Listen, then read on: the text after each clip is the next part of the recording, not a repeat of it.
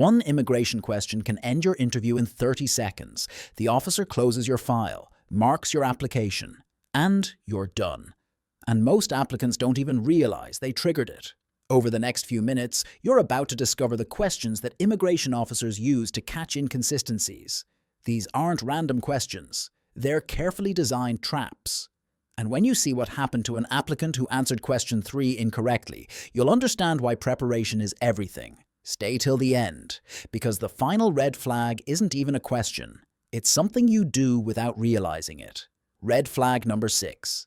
The relationship timeline inconsistency. Number 6 destroys marriage-based applications. When did you first meet your spouse? Immigration officers are trained to spot fake marriages, and timeline inconsistencies are the biggest red flag. They'll ask you separately. Compare your answers. Look for differences. But here's the tension. Even legitimate couples get nervous and mess up dates. One couple genuinely met in June 2020. The husband said June 15th. The wife said June 20th. Both were wrong. They actually met June 18th, but they both approximated differently. The officer saw conflicting dates, started digging deeper, asked about the first date, where they went, what they did. More inconsistencies. Not because they were lying, because memory is imperfect. The application was flagged for additional investigation, delayed by 8 months. What no one expected was the social media cross-check. Officers now review Facebook, Instagram, and dating app records. One couple said they met at a party in March, but the husband's Instagram showed him in another country that entire month. The wife couldn't explain it. Turns out they actually met online in February and met in person in April. They simplified the story, made it cleaner, but it looked like a lie. The conflict. Couples think officers want simple answers, but officers want accurate answers. One immigration attorney said, "Don't tell them what you think sounds good.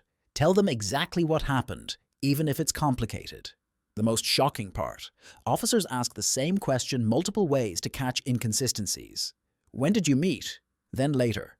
How long have you known your spouse? Then, when did you first start dating? The math has to match. If you met in June 2020 and have known each other for about 3 years, but it's now 2024, that's 4 years. Small inconsistency, big red flag. What they don't tell you is to review your timeline before the interview.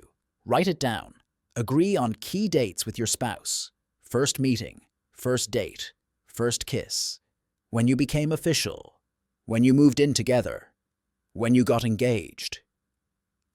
When you married. Have the dates memorized. Make sure they match what's in your application. Red flag number 5. The income question. Disaster. Number 5 is financial. How much do you earn annually? Immigration wants to ensure you won't become a public charge, that you can support yourself. But here's where applicants sabotage themselves. They inflate their income, say they make $65,000 when they actually make $48,000. The officer pulls their tax returns. Right there in the file, shows $48,000. Now you're caught lying about income. That triggers questions about everything else. One applicant said they earned $70,000 as a software developer. Tax returns showed $52,000. The officer asked about the discrepancy. The applicant said they had side income that wasn't reported. That's tax fraud. Now immigration has to report them to the IRS. Application denied. Referred for criminal investigation. But here's the conflict. Some applicants have legitimate cash income, tips, small business cash transactions, gig work. They know they should report it for taxes, but they don't. Most people don't. At the immigration interview, they include it in their total income to look more financially stable. Now their stated income doesn't match their tax returns. They've admitted to unreported income. One waitress made $32,000 in reported wages plus about $15,000 in unreported tips annually. At her interview, she said she makes about $47,000 a year. To show she could support herself, the officer saw $32,000 on her tax return, asked about the difference. She explained the tips. The officer noted she admitted to tax evasion. Application delayed pending tax compliance review. What no one talks about is the household income question. If you're being sponsored by a family member, their income matters more than yours. But officers ask about your income too, to see if you're working legally, to verify your employment history.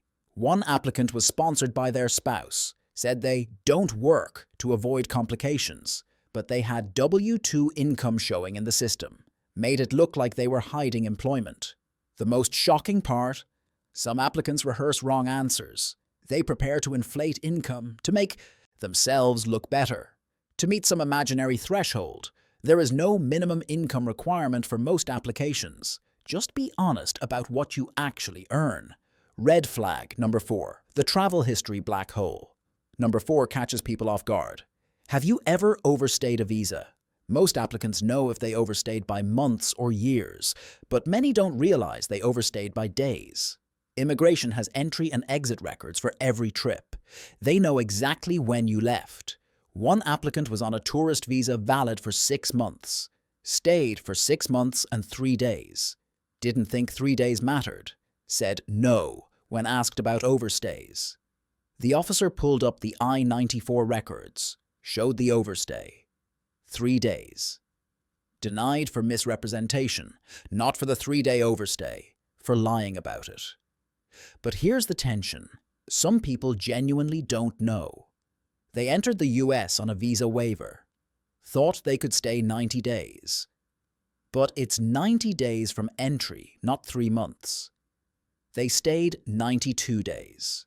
Didn't realize they overstayed. Years later, at an immigration interview, they say no overstays because they don't think they overstayed. The officer shows them the records. Now they look dishonest. What no one expected was the exit record problem.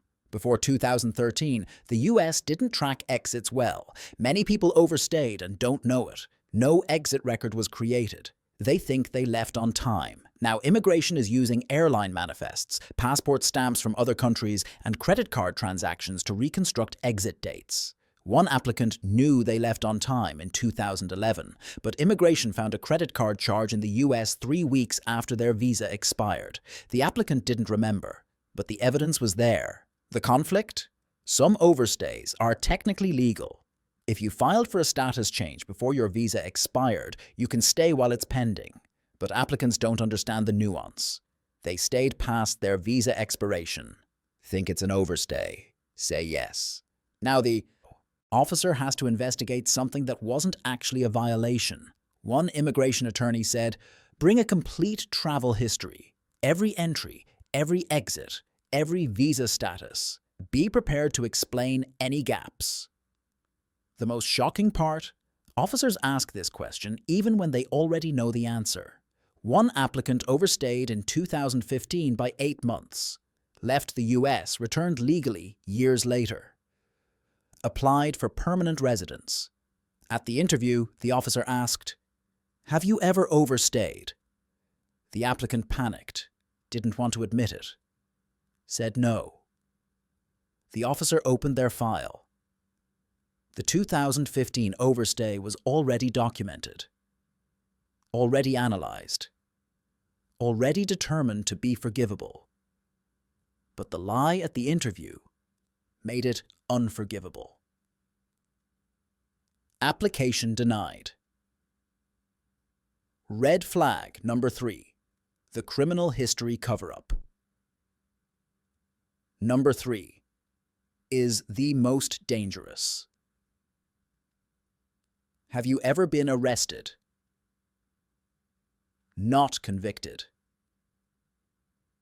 Arrested. Many applicants think if charges were dropped or dismissed, they don't count. Wrong. Immigration wants to know. Immigration. About arrests. Even if you were found not guilty, even if records were expunged. One applicant was arrested for DUI in 2018. Took a plea deal. Case dismissed after completing a program. At their immigration interview, they said no arrests, because technically they weren't convicted. The officer ran a background check. The arrest showed up. Case dismissed but arrest record exists. Denied for fraud. Versus applying on a federal form. But here's the conflict. Some states seal or expunge arrest records. The applicant genuinely believes the record is gone. They check their own background. Nothing shows up. So they say no arrests. But federal databases keep records even when state records are sealed. Immigration sees the arrest. The applicant said no arrests. Looks like intentional deception. What no one talks about is the definition of arrest. Some people were detained but not formally arrested. Pulled over, questioned, held for a few hours, released without charges. Is that an arrest? Most people would say no. But if paperwork was filed, immigration might consider it an arrest. One applicant was detained during a protest in college, never charged, released the same day. 15 years later, at a green card interview, they didn't mention it, thought it wasn't relevant. Immigration found a record, questioned why it wasn't disclosed. The most shocking part: some applicants were arrested as juveniles, records sealed, decades ago. They assume juvenile records don't count. But immigration law requires disclosure of all arrests, including juvenile arrests. One applicant was arrested at age 16 for shoplifting. Case sealed. Completed diversion program. At age 35, applying for citizenship, they didn't disclose it. USCIS found the sealed record. Delayed the application for investigation.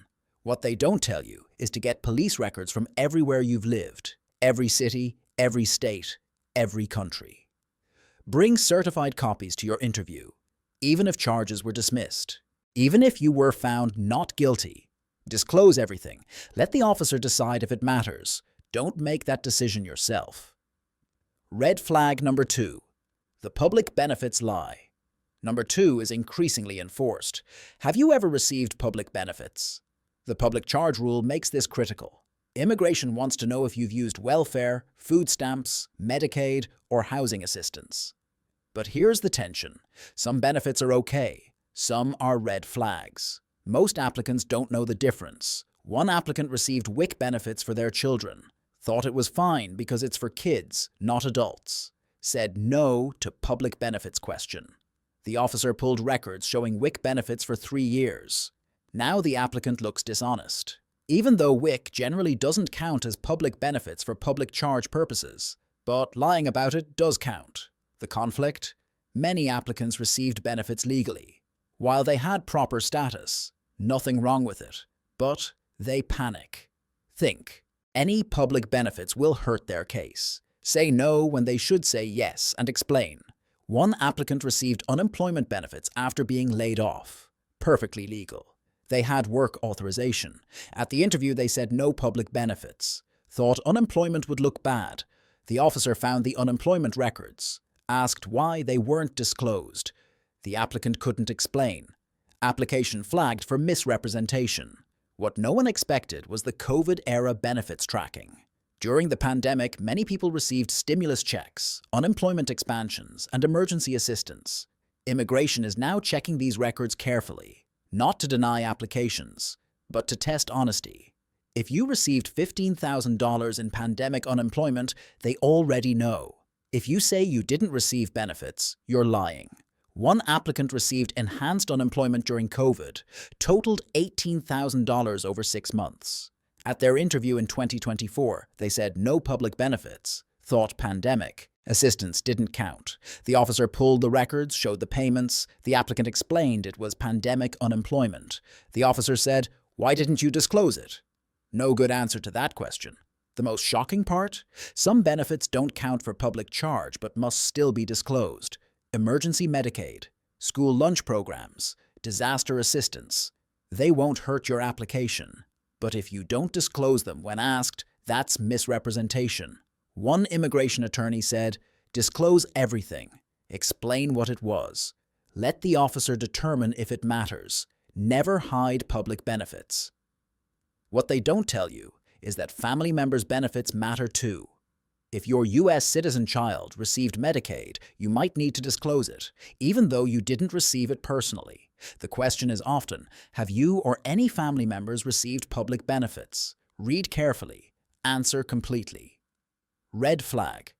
Number 1. The body language betrayal. Number 1. The red flag that isn't a question. It's how you act during the interview.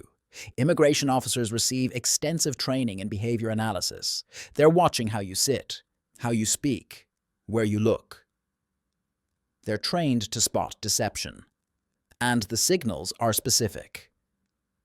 One immigration officer who spoke anonymously said, "I decide if I believe someone in the first 5 minutes, before I ask any substantive questions." That's based purely on demeanor.